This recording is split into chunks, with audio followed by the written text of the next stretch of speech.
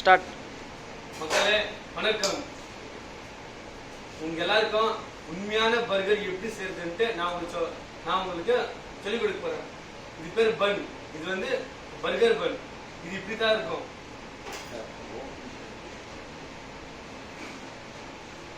கரெக்டா இப்படி கட் பண்ணி ஓபன் பண்ணேன்னா இது பேர் வந்து மியானிஸ், பட்டர் மியோ.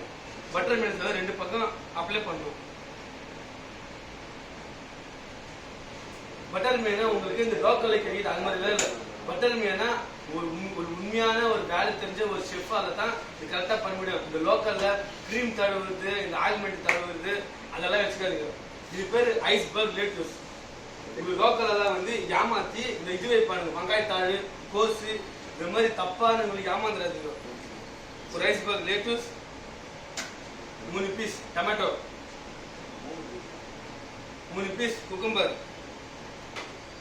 இது வந்து ஆனியன், இது பேரு கிரில் ஆனியன்.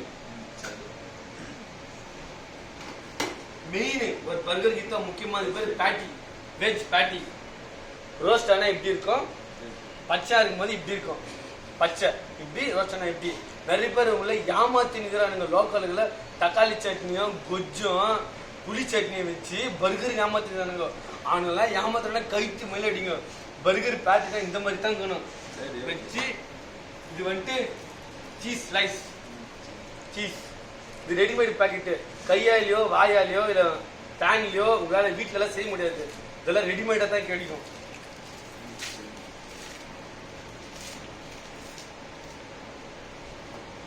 மேல இது முட்டு.